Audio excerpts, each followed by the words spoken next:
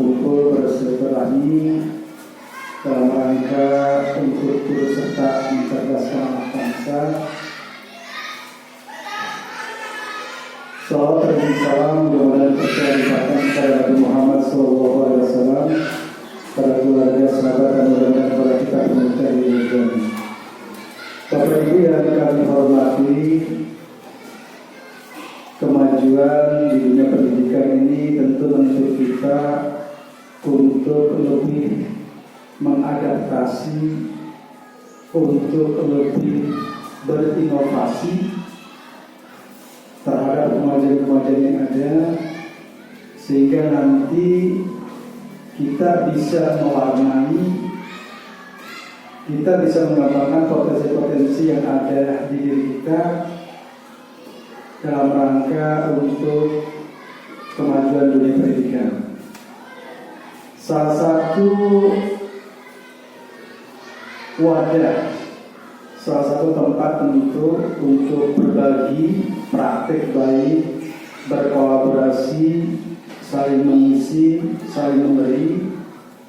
Di SD kita insya Allah akan dibentuk komunitas belajar. Komunitas belajar ini tentunya dengan harapan Bapak Ibu dapat secara aktif, berperan aktif untuk mengisi hal-hal yang kaitannya dengan dunia pendidikan, baik itu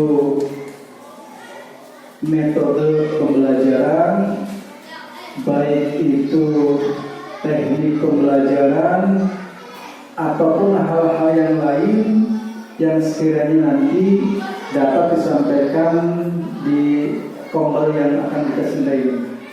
Pada kesempatan kali ini kita akan launching perdana pembentukan komunitas belajar di UPTD SDN Sukajadi.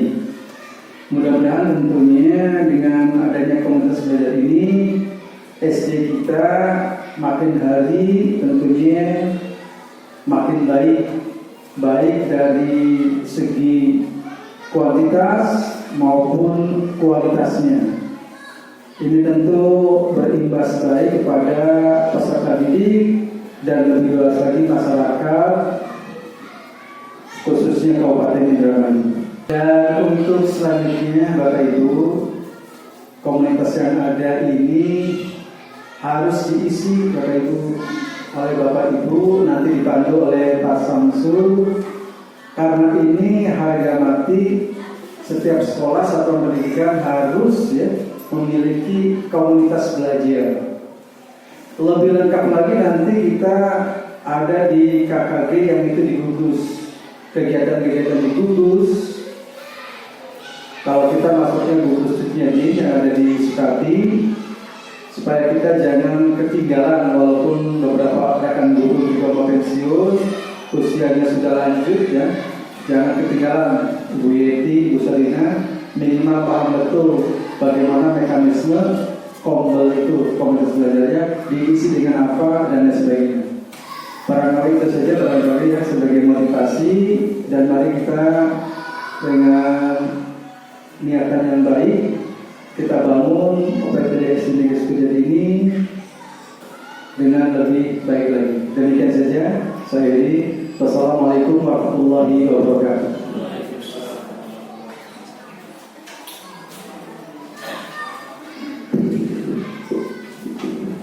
Assalamualaikum warahmatullahi wabarakatuh. Yang saya hormati Bapak UPTD SDN Sukajadi beserta rekan sejawat, Bapak dan Ibu guru, serta tetap yang saya hormati. Mudah-mudahan kita pada kesempatan pagi yang cerah ini berkumpul dalam komunitas belajar yang sudah dibuka oleh Bapak Kepala Sekolah, yang dimana komunitas belajar ini mudah-mudahan kita sebagai tenaga pendidik bisa berkolaborasi ya satu dengan yang lain, guru kelas dan guru mapel yang lainnya beserta staf, sehingga kita bisa mencapai capaian pembelajaran dan tujuan pembelajaran yang kita inginkan. Kemudian salawat serta salam kita curahkan kepada Nabi kita Nabi Muhammad SAW. Mudah-mudahan kita bisa mendapatkan syafaatnya dari beliau di akhir nanti. Amin ya rabbal alamin. Bapak Ibu yang saya hormati, begitunya saya di sini, saya minta maaf yang sebesar-besarnya sudah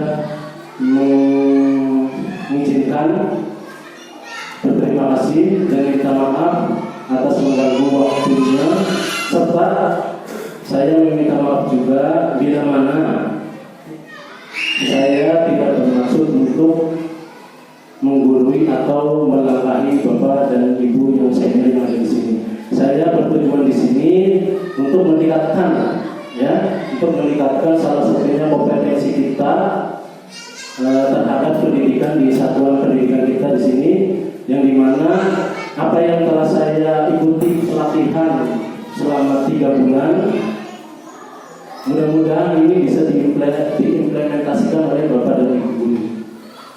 Karena ini mungkin apa yang sudah saya dapat selama proses pembelajaran dari daring luring, yang mudah-mudahan ini menjadikan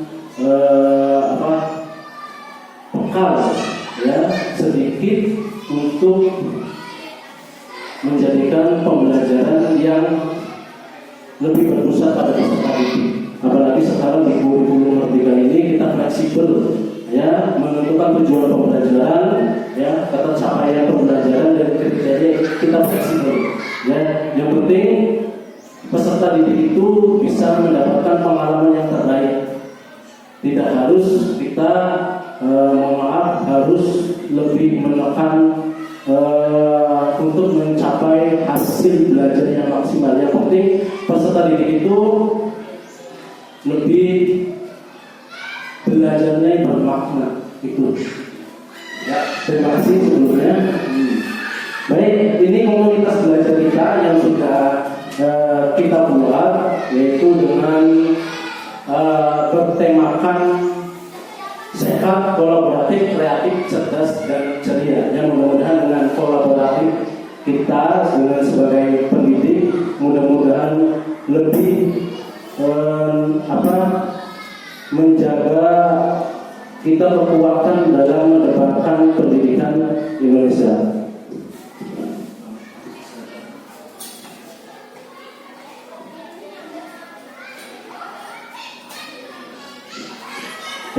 Bapak dan Ibu, di sini ada yang saya dapat dalam pelatihan PKB ini, pengembangan kompetensi guru, yang dimana yang lebih menekankan dalam suatu pembelajaran itu pembelajaran berdiferensiasi. Berdiferensiasi apa itu? Yaitu pembelajaran yang berpusat pada peserta didik. Artinya di sini yang berpusat kepada peserta didik itu kita memenuhi kebutuhan peserta didik. Memenuhi kebutuhan peserta, bukan berarti memenuhi itu apa yang siswa mau kita turuti, bukan. Tapi mulai dari perkembangan karakter, minat, dan gaya belajar yang mereka inginkan. Nah, kita harus membentuknya. Tidak mungkin siswa A dengan gaya belajar seperti ini kita tekankan dengan gaya belajar kita.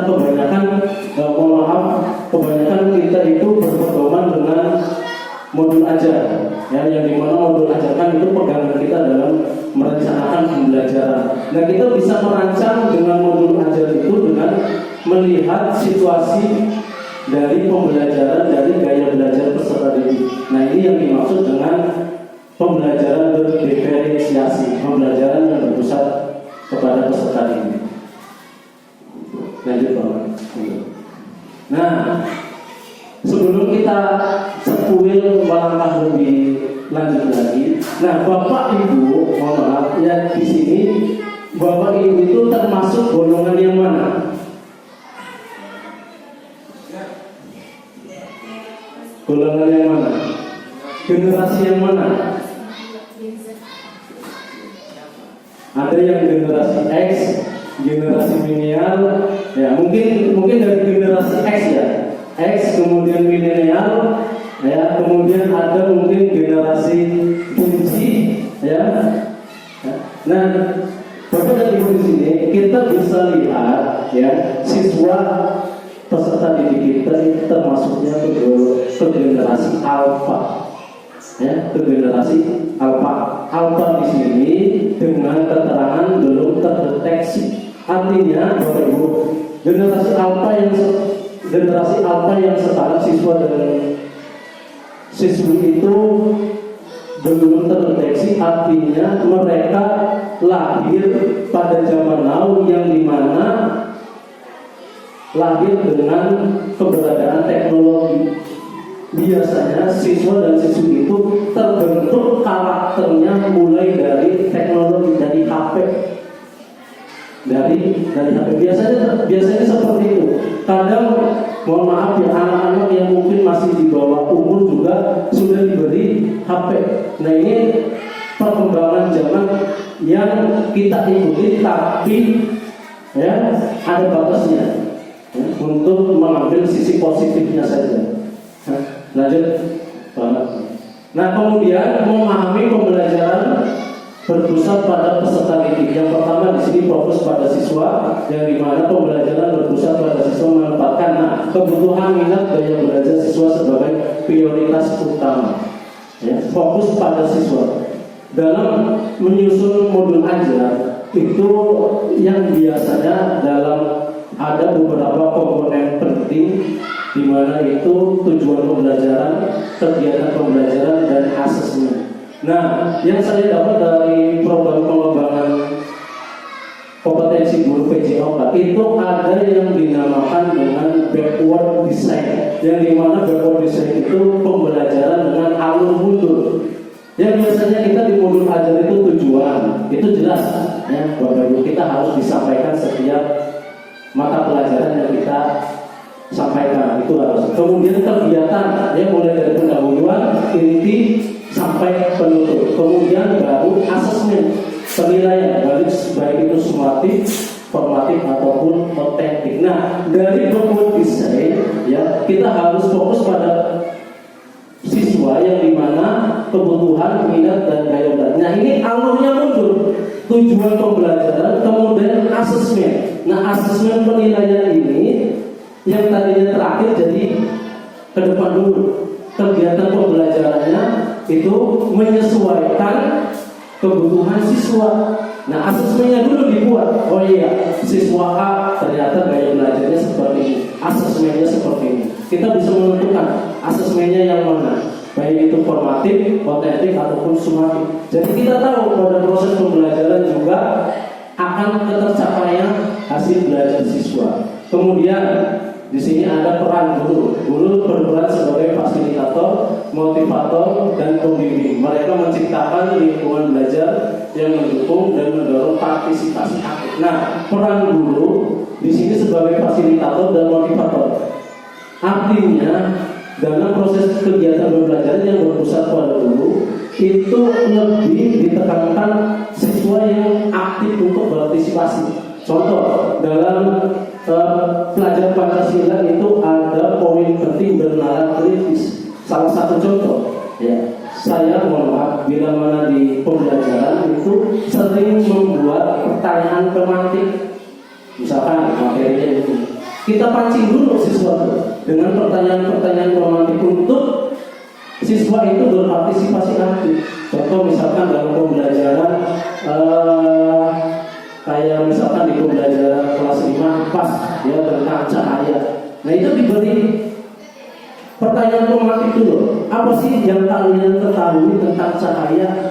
Nah, jadi siswa itu, oh iya Pak, cahaya itu seperti ini. Nah, jadi dipancing dulu supaya siswa itu mau bernalar, yang mau nanti kita arahkan pada pembelajaran tersebut. Jadi kita memfasilitasi, tapi siswa yang aktif untuk berpartisipasi. Kemudian keterlibatan siswa terlibat aktif dalam proses pembelajaran, menentukan tujuan belajar, memilih strategi dan mengevaluasi pembelajaran mereka sendiri. Nah, yang dimana keterlibatan siswa ini, siswa itu harus dalam kita menentukan ya metode, strategi, kemudian model apa yang kita susun dalam belajar.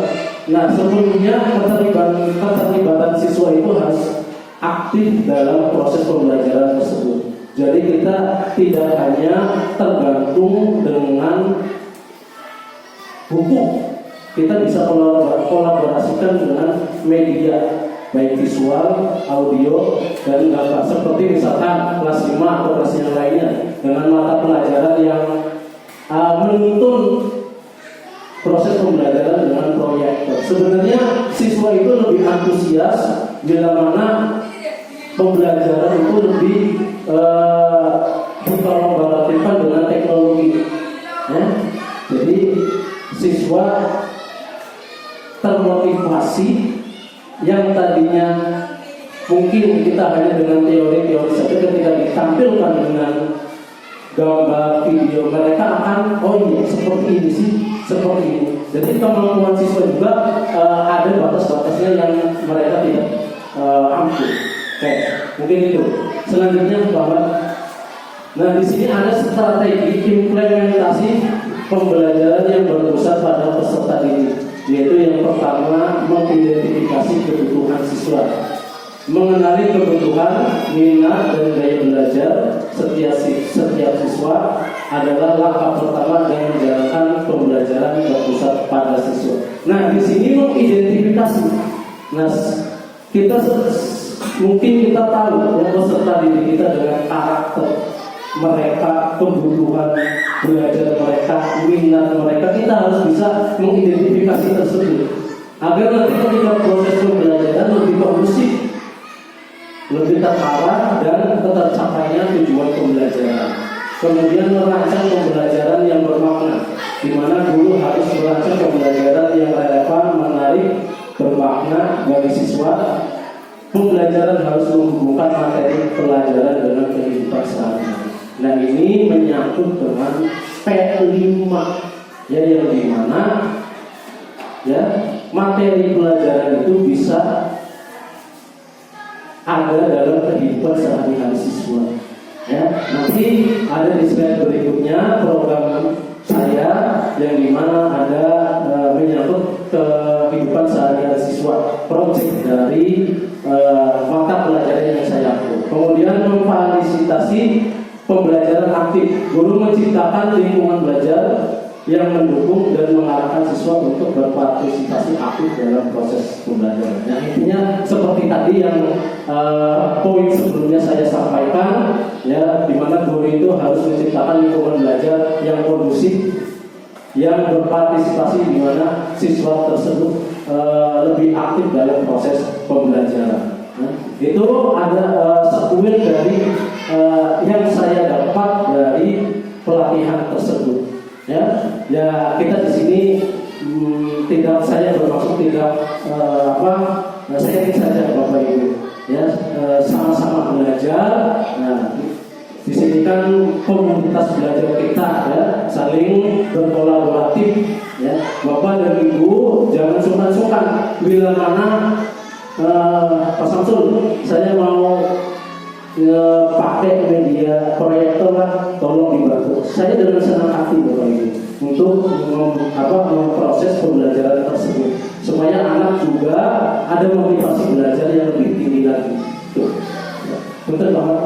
Selanjutnya. Nah, Bapak Ibu, mungkin ini sekuil dari pembelajaran yang berpusat pada peserta didik, yaitu pembelajaran yang diferensiasi. Nah, untuk slide selanjutnya ini adalah program saya Bapak Ibu di proyek. Ya.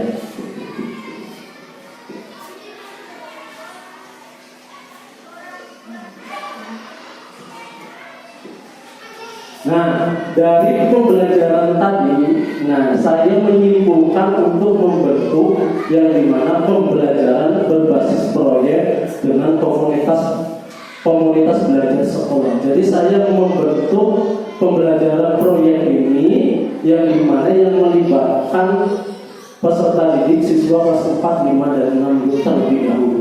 Jadi saya merancang dulu nanti apakah berjalan, nanti misalkan berjalan, nanti kita terapkan ke siswa rendah 4, ke siswa rendah kelas 1, 2, dan 3. Nah di sini proyek saya yang dimana Oskadon Fit Lab. Nah, Oskadon Fit, awas bukan obat ya, bukan obat di sini. Ini hanya perkataan saja. Nanti saya sampaikan lebih lanjut lagi ya, yang dimana Oskadon Fit Lab, ya pembelajaran berbasis proyek. Ini untuk kita kolaboratif dengan guru kelas 4, 5, dan 6. Ya, jadi guru kelas 4, 5, dan 6 kan ada P5 juga. Nah, ini termasuk dalam P5. Jadi Bapak dan Ibu guru kita kolaboratif. Ya, jadi kolaboratif dengan mata pelajaran PJOK dengan guru kelas. Jadi ini termasuk juga P5 dari guru kelas. Jadi nanti kita sudah berjalan, nanti kita implementasikan ke kelas rendah. Ya, oke, selamat lanjut. Nah di sini ada latar belakang. Nah dari latar belakang tersebut mungkin Bapak Ibu bisa punten baca sendiri. Saya hanya menarik benang merahnya saja, yang dimana peserta didik kita itu di sini lebih cenderung aktif berolahraga itu pada saat berolahraga saja. Nah kenapa saya bentuk proyek ini agar nanti peserta didik ada jadwal rutin, ya tiap-tiap kelas itu membentuk alat olahraganya masing-masing. Itu tidak harus beli. Nah makanya saya kolaboratif dengan guru kelas. Nah untuk memantau, yaitu dimana kolaboratif dengan mata pelajaran IPA dan seni rupa. Jadi nanti proyeknya itu membuat alat olahraga, ya tidak harus beli. Mereka nanti bikin alat olahraga seperti angkat beban. Nah itu bisa dimodifikasi dengan tanah liat bisa, ya pakai botol aqua, ya dengan tanah liat dimasukin pipa peralon yang tidak terpakai, bisa cari di tempat-tempat pengapung, ya. Kemudian bisa mungkin ada lebih jangka lebih panjang, bisa pakai semen, pasir dan semen. Ya. Nanti kemudian juga ada alat-alat olahraga yang lainnya. Nanti kita kolaboratif Bapak dan Ibu. Jadi di sini latar belakangnya itu agar nanti siswa lebih setiap harinya bisa berolahraga yang minimalnya 1 menit. Soalnya apa? Saya tanya itu siswa dan siswi di SD Sukajadi itu ketika tiap hari bangun tidur yang mereka lakukan itu salah satunya handphone. Yang mereka cari itu handphone. Apalagi ya yang bangunnya maaf ya mungkin siang, boro-boro mau olahraga. Jadi nanti yang mungkin di rumahnya itu tidak berolahraga itu bisa berolahraga di sekolah. Bahkan gurunya juga bisa berolahraga. Jadi di setiap kelas ada alat-alat olahraga, angkat beban, hula hoop, skipping, lompat tali yang terbuat dari tambang dan itunya terbuat dari pring. Itu nanti kita mau kolaboratif dengan guru kelas. Kayak Pak Mas. Nah, ini arti dari Oskadon, yaitu olahraga sehat, kuat, dan donor energi.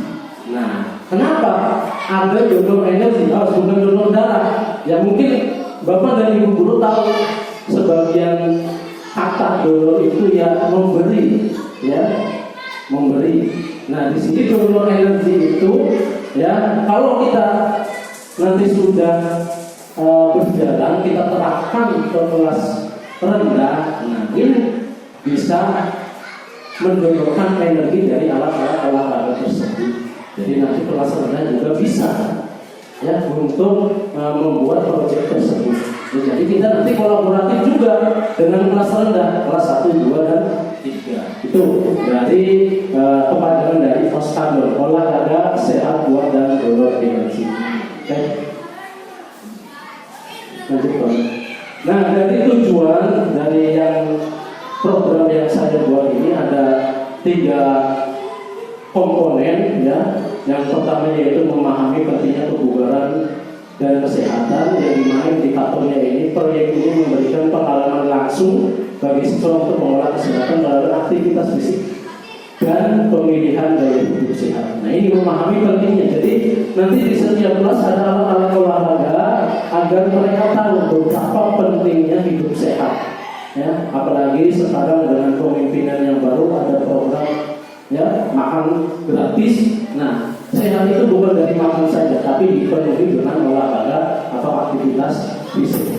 Kemudian yang kedua adalah pengembangan keterampilan kolaborasi dan sosial. Nah, di mana pembelajaran berbasis proyek mendorong siswa untuk bekerja dalam tim, berbagi peran dan belajar berkomunikasi secara efektif. Hal ini sejalan dengan kebutuhan keterampilan kolaborasi di dunia nyata. Nah, jadi bukan hanya bapak dan ibu gurunya saja berkolaborasi, tapi siswanya juga.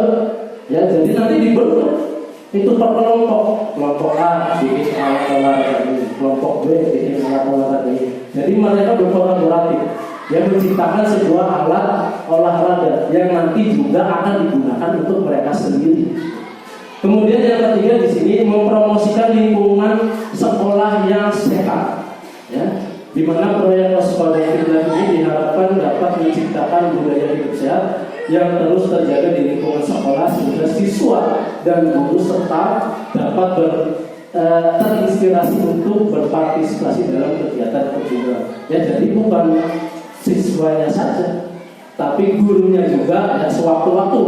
Ya, sewaktu-waktu di kelas ada alat olahraga yang mungkin ikut-ikutan. Ya, mungkin ikut-ikutan. Dan ini untuk yang kesehatan kita juga. Ya, jadi proyek ini juga yang dimana itu proyek P5, ya, proyek penguatan profil pelajar Pancasila yang berkelanjutan dalam kehidupan sehari-hari dalam peserta didik mereka sendiri. Itu dari tujuan program ini. Oke, lanjut Pak. Nah, di sini ada capaian langkah dan hasil, di mana capaian mungkin ini yang dicapai oleh siswanya juga. Ya, siswa memiliki pemahaman yang lebih baik tentang pentingnya kebugaran, mental, nutrisi bagi kesehatan jangka panjang. Kemudian siswa memiliki keterampilan bekerja dalam tim, kolaboratif, dan dengan teman-teman serta memahami pentingnya komunikasi yang efektif dan mencapai tujuan kelompoknya seperti yang tadi saya sampaikan. Kemudian proyek ini juga menciptakan budaya hidup sehat di lingkungan sekolah, mendorong partisipasi aktif siswa, guru serta dan kegiatan kebugaran lainnya. Ya, itu. Kemudian langkahnya di sini siswa diajak membuat berbagai jenis olahraga, aktivitas fisik yang mereka lakukan di sekolah atau sehari-hari seperti angkat beban, skipping, hula hoop dari bahan bekas atau dari bahan bekas. Itu misalkan hula hoop saya modifikasi dari bahan bekas, Bapak Ibu. Bahan bekas becak, ya. Nanti dalamnya itu kasih dikasih ini dalamnya itu dikasih selang supaya nggak kleak-kleak, jadi bisa digunakan nanti pakai perekat. Kemudian siswa menjalankan proyek bersama-sama, mendiskusikan perencanaan, mengidentifikasi tantangan, menetapkan solusi secara kolektif. Jadi siswa juga ketika sudah dibentuk alat olahraganya, mereka untuk berdiskusi setiap kelompoknya itu minimal seminggu itu 3 kali untuk melakukan aktivitas fisik. Jadi nanti saya membuat jadwalnya tersendiri. Jadi Bapak Ibu mungkin hanya memantau dari keterampilan mereka, apa yang mereka buat. Ya. Kemudian hasilnya siswa mampu mengidentifikasi kebiasaan tidak sehat dalam keseharian mereka dan memiliki motivasi. Kemudian siswa memahami pentingnya kolaborasi dalam mencapai tujuan bersama dan mengembangkan kemampuan dalam bekerja efektif dalam kelompok. Dan lingkungan sekolah menjadi lebih mendukung kesehatan, kesejahteraan seluruh warganya yang berdampak positif pada suasana belajar dan aktif. Jadi hasilnya di sini kalau kita tubuhnya sehat, bugar, yang belajar juga akan kondisi, siswa juga akan lebih semangat lagi. Mungkin ini capaian dan langkah dan hasil dari program tersebut. Lanjut, Nah, di sini ada struktur dan mitra dalam komunitas belajar. Nah, mulai yang saya program ini yaitu nanti pada pertengahan akhir November ya, yang dimana minggu pertama ini persiapan. Jadi saya menyampaikan apa proyeknya ke siswa 4, 5, 6. Proyeknya apa nanti saya sampaikan terlebih dahulu dan berkolaborasi dengan guru kelas ya. Kemudian perencanaan dan percobaan minggu kedua. Nah, perencanaan sudah disampaikan suruh membuat alat olahraga. Nah, nanti ada percobaan. Kalau sudah jadi, bawa ke sekolah. Nah, kemudian pelaksanaan dan evaluasi di minggu ketiga. Nah, ini pelaksanaan dan evaluasi memungkinkan tidak, efektif tidak, bila mana diterapkan di sekolah dalam kehidupan sehari-hari. Nah, dalam minggu ketiga ini misalkan dievaluasi dan dalam pelaksanaannya tersebut efektif, jadi nanti kita bisa mengimplementasikan di minggu keempat, yaitu di kelas rendah, tapi dengan kerjasama Bapak Ibu. Gimana nih alat olahraganya apa untuk menunjang siswa-siswa kita itu tetap sehat dan kuat. Nah, kita kolaboratif juga. Nah, di sini kegiatan kurikuler ya, salah satunya melibatkan peserta didik 4, 5, dan 6, kemudian kepala sekolah sebagai pembinaan dan pengarahan, kemudian orang tua dan komunitas sekolah termasuknya komunitas belajar juga, guru PJOK ya sebagai lokomotif dan membimbing peserta didik dalam melaksanakan kegiatan olahraga. Kemudian dan guru kelas yang dimana ada mata pelajaran IPA dan seni. Nah, IPA di sini adalah tentang kesehatan ya, ada materinya. Kemudian pelajaran seni ini tentang kreatif. Jadi nanti alat olahraganya itu tidak harus bisa dengan karakter ya, angkat bebannya itu. Nah, jadi guru kelas juga bisa menilai sebagai salah satu P5 di sini ya, sebagai salah satu P5. Oke, mungkin itu. Lanjut Bapak. Nah, kapasitas aset sekolah ya, mulai dari guru dan staf ya, guru dan staf ini guru olahraga, guru mata pelajaran termasuknya kita, guru kelas ya, kemudian anggaran, pemanfaatan dana sekolah atau dana proyek sebagai dana dari sekolah atau dana khusus proyek dapat digunakan untuk mendukung berbagai kos dan tugas seperti membeli alat tambahan olahraga yang bila mana ini dalam penunjangan program ini berjalan selanjutnya, yang mungkin ya sekolah juga akan memfasilitasi untuk siswanya juga supaya nanti lebih mendukung dalam aktif dalam kegiatan gerak. Kemudian fasilitas sekolah seperti lapangan olahraga, ruang kelas, aula, kemudian lab komputer, ruangan multimedia bisa digunakan juga, kemudian fasilitas kesehatan sekolah dan dukungan teknologi ya, yang dimana teknologi ini sangat berperan aktif ya, seperti Google Fit, MyFitnessPal atau aplikasi-aplikasi yang lain untuk mendukung siswa tersebut dalam melaksanakan konsep gerak. Jadi bukan di sekolah saja, jadi nanti di rumah juga ada jadwal rutinnya. Jadi mungkin Bapak dan Ibu guru yang mempunyai grup WhatsApp ya, grup kelas, nanti saya minta laporannya. Bapak Ibu, anak ini melakukan olahraga enggak? Misalkan iya, bukti fisiknya dikirim seperti foto ya saat melakukan olahraga. Jadi ada bukti fisiknya untuk menunjang dari teknologi tersebut. Oke, dari kapasitas aset sekolah. Oke, lanjut Bapak. Kemudian rencana evaluasi. Ya, rencana evaluasi saya buat dari mulai tujuan dan alat instrumen. Dari tujuan di sini yaitu untuk mengukur pencapaian siswa, menilai efektif dari proyek tersebut, kemudian memberi umpan balik untuk perbaikan. Jadi setelah pelaksanaan tersebut, Bapak Ibu, pelaksanaan tersebut nanti siswa itu diberi refleksi, diberi umpan balik. Artinya diberi umpan balik itu mereka tanggapannya gimana setelah melakukan proyek tersebut. Nah, tanggapannya baik atau negatif gitu. Ya. Kemudian dari alat dan instrumen, ya, mulai dari kuesioner, laporan refleksi siswa, dan evaluasi kerja tim, yang dimana di sini alat instrumen tersebut ada dua, Bapak Ibu, yang di sekolah, yang di rumah. Nanti yang di rumah kita kolaboratif dengan grup WhatsApp-nya masing-masing. Ya, nanti saya mengarahkan kepada Bapak Ibu.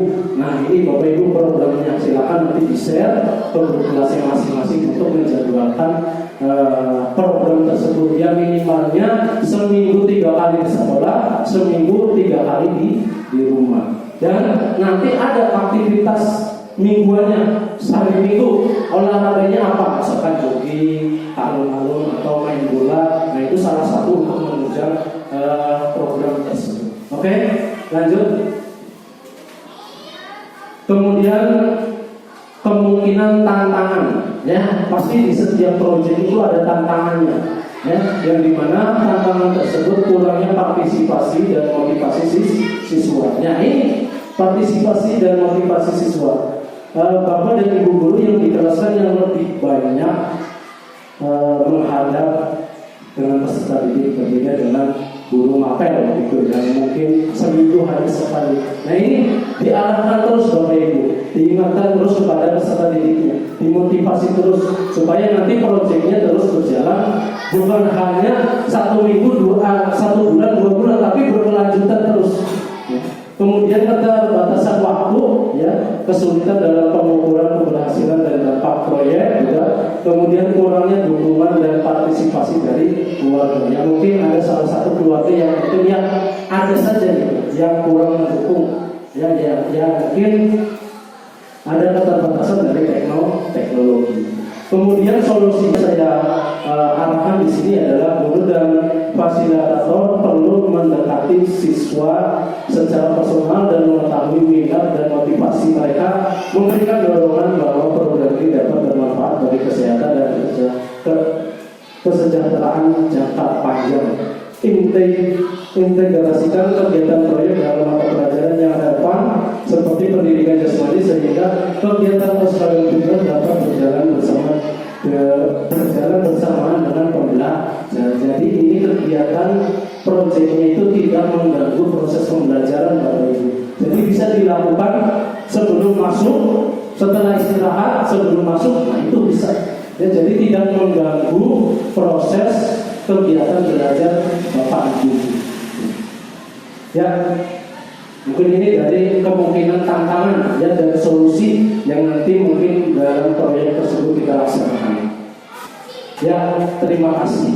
Ya, itu mungkin ada sebuah dari proyek kita, ya, yang nanti kita kolaborasi dengan guru kelas, bukan hanya dengan guru kelas tinggi saja, tapi guru kelas rendah. Jadi di sini Bapak Ibu mohon maaf, tidak hanya berkolaborasi itu dengan mapel saja, guru mapel, tapi dengan guru-guru kelas yang lain. Contoh misalkan di satuan pendidikan di guru-guru merdeka itu ada fase A, B, dan C. Nah, itu bisa berkolaborasi. Fase A itu dengan guru kelas 1 dan guru kelas 2. Kemudian fase B guru kelas 3 dan 4. Fase C itu guru kelas 5 dan 6. Jadi kita berkolaboratif itu semuanya. Yaitu tujuannya itu adalah sama, yaitu mencerdaskan anak bangsa. Nah, di sini mungkin sedikit, ya, apa yang sudah mungkin terima kasih banyak yang sudah